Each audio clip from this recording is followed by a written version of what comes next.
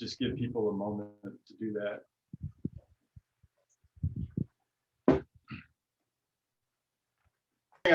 My message is humbled by Honduras. Actually, I've never been to Honduras.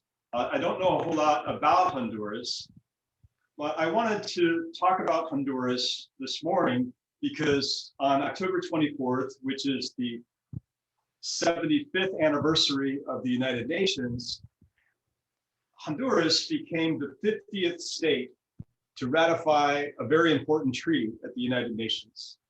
It's called the Treaty on the Prohibition of Nuclear Weapons. So this morning, I wanted to spend a little time with you to talk about this milestone and try to unpack it. Like, what is this treaty? What does it mean? And how might we as a congregation get involved and can stand in solidarity with these 50 nations that have taken this step, a very bold step, to ratify this treaty. So I'm going to draw this morning from a couple of sources. One is from Bruce Knotts, who many of us know and love.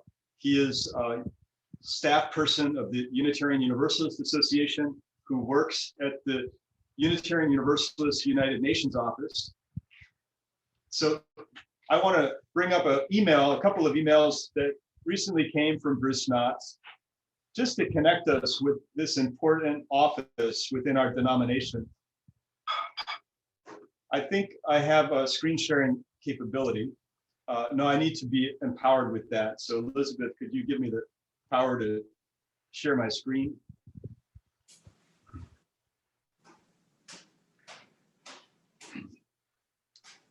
Many of us know Bruce Knotts from his visits to our congregation and the Sunday services he's led.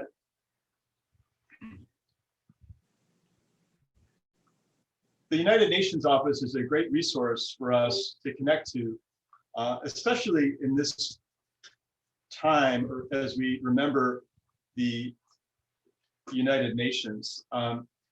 So can you see that email? It says from the UU at UN. Okay, all right. So any of us can subscribe to these emails from our United Nations office. And I get these emails pretty regularly.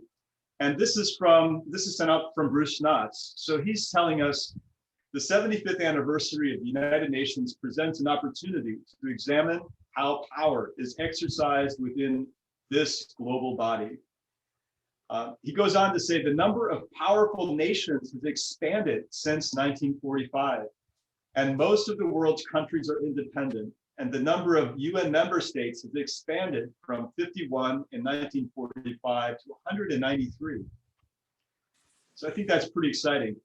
This email goes on. This is from November, his email from November, to mention this treaty. The 2017 Treaty on the Prohibition of Nuclear Weapons, which came into force this month, is a clear challenge to the Security Council's control over global security. The inaction of the Security Council and nuclear states has provoked other member states to declare much of the Earth's surface nuclear-free zones and to push for abolishing nuclear weapons altogether. So there's been a movement, a grassroots movement in a sense, of some of the smallest nations on the planet to sponsor and endorse, ratify this treaty.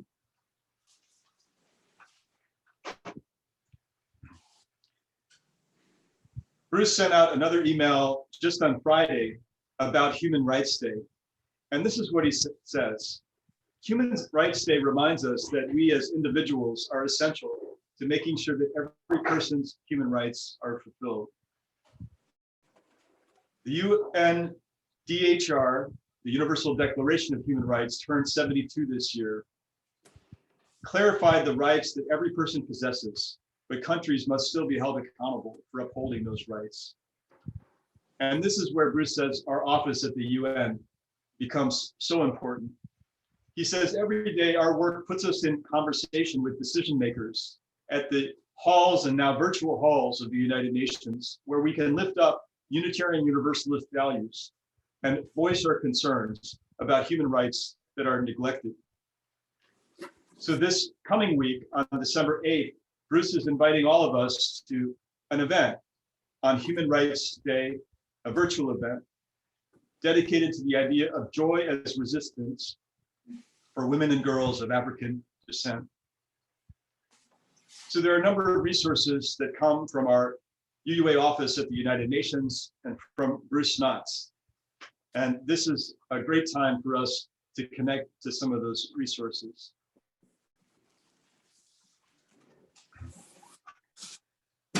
I wrote in the newsletter, I'm not sure if you read it, if you didn't, my feelings won't be hurt, about my morning practice, the way I start my day. I light a candle, something like this, and then I burn a stick of incense. I touch my peace bowl. I have a mini peace bowl here. That's Japanese, English. And then I go to my globe, the one that's right here behind me. And I make a practice of touching each continent on the globe. Africa, Asia, Australia, Europe, Russia. And I always go to the United States last. Sometimes I touch specific countries where I know from what I've read in the news, there's extreme suffering going on. Or parts of the United States where I know, especially now because of COVID, there's extreme suffering going on. I find that this practice helps me move away from the self-centered mindset towards a more global consciousness. And I find this practice especially helpful now where I feel often so isolated and so shut in and so much focused on the air I breathe and the things that I touch. My world has become quite small, it seems. So I have to, with some intention, expand my consciousness and remind myself of the interdependent web of existence that we're all a part of and the global community that we strive to achieve. I would encourage all of you to find a similar kind of practice to help us stay connected, to move outside of ourselves in this time of such isolation and disconnection. The other source I want to draw from is from Daryl Kimball. Daryl Kimball is the executive director of the Arms Control Association. So a few years ago, I became a member of the Arms Control Association. I thought this was just one step that I could do as an individual to contribute to my dream of a world without nuclear weapons and a world where we reduce the number of armaments that are produced and sold. So I became a member of the Arms Control Association, and they published this monthly journal, Arms Control Today, which helps me stay in touch. And the most recent journal is celebrating the ban. This is really big news in the arms control community. Not so big news in the United States, because the United States is one of the nuclear armed states that has boycotted the treaty and pressured states that have signed on to the treaty to repudiate the treaty and remove their signature. So the fact that this is going on, really, I find personally quite disturbing as a citizen of the United States, that this country is taking that kind of a stand. But let me read to you what Daryl Kimball says about this treaty and the significance of this treaty in the latest journal of Arms Control Today.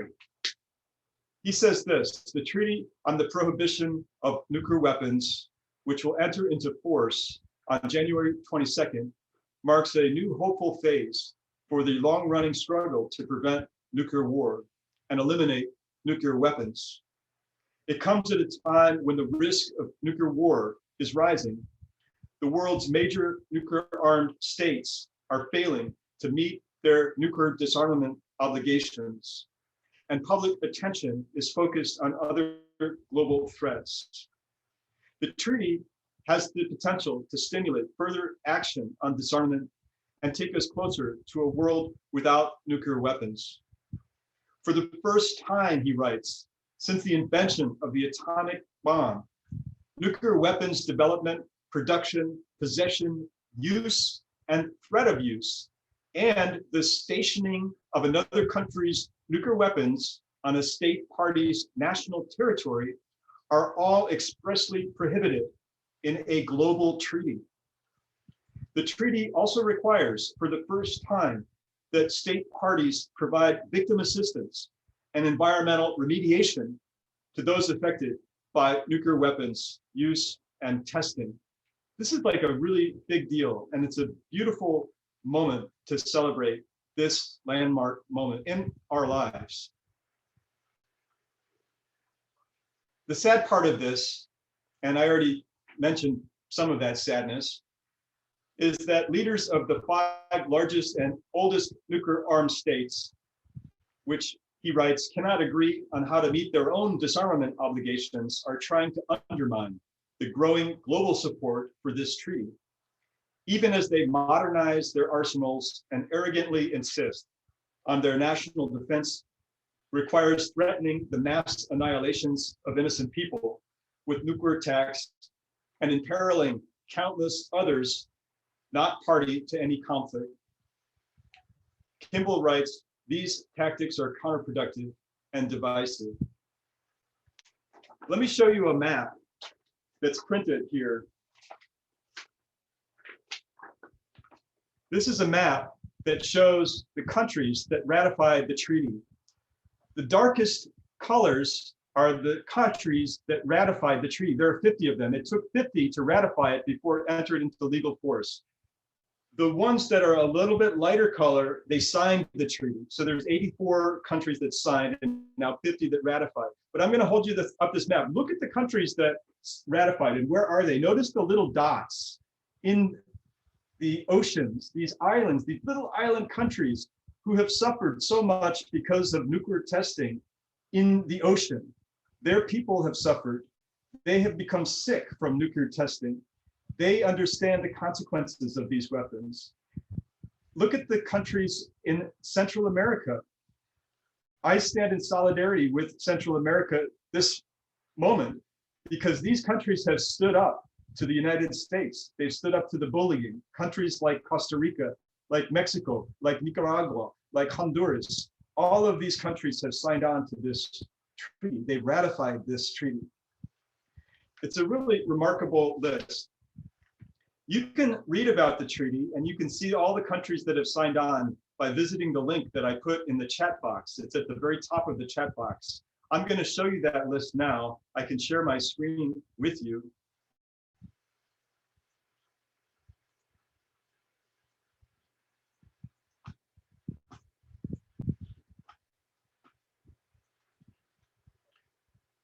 I put this link into the chat box so you can visit the landing page of the treaty. So this is from the Office of Disarmament Affairs on the United Nations website. And if you go here to the status of the treaty, it'll open up a page. This is the page where you can see all of the countries that have either been signatories or ratified, and the date that they signed and the date that they ratified. I consider this a roll of honor, these countries that have taken this step.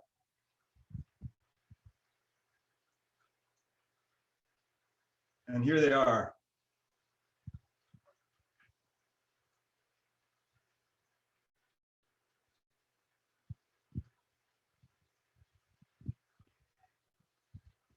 And the text is rather long, and I'm not going to read it all, but I think what is significant is to look at the commitment that these countries have taken. And here they are listed in Article 1 under prohibitions.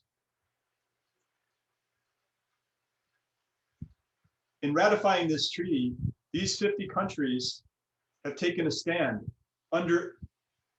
undertakes never under any circumstance to develop, test, produce, manufacture, otherwise acquire, possess, or stockpile nuclear weapons or other nuclear explosive devices, transfer weapons, receive the transfer control of these weapons, use or threaten to use these weapons, assist, encourage, or induce in any other way anyone to engage in any activity prohibited, seek or receive assistance. So here's the point that I think matters for us as citizens of the United States. As we look over these prohibitions and we reflect upon these 50 countries that have ratified this treaty, what does it mean to be a citizen of a country that will not agree to these prohibitions? What does it mean to be citizens of a country that won't take a stand?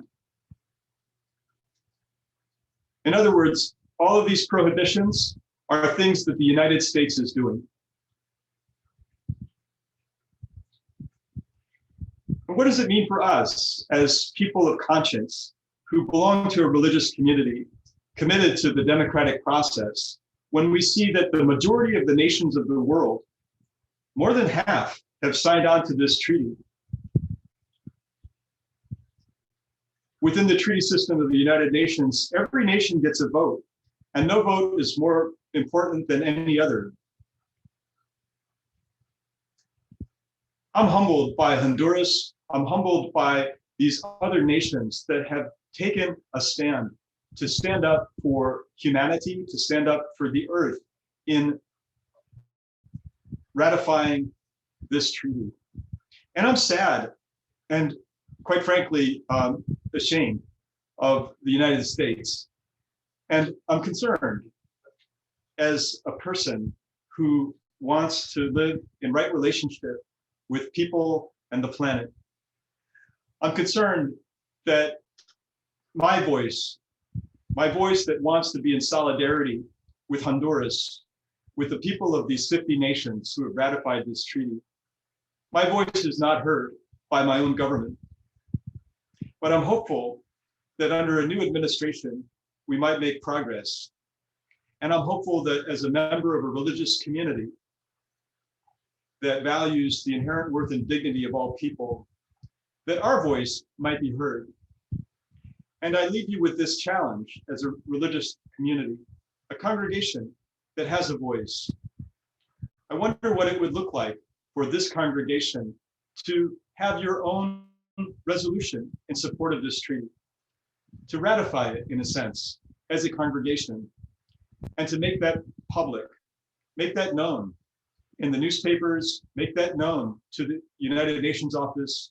And I wonder what it would look like if congregations just like ours across the United States, also through congregational vote and board action, ratified this treaty to show that we as a religious community, no matter what our government may do, but we as a religious community stand in solidarity with these 50 countries.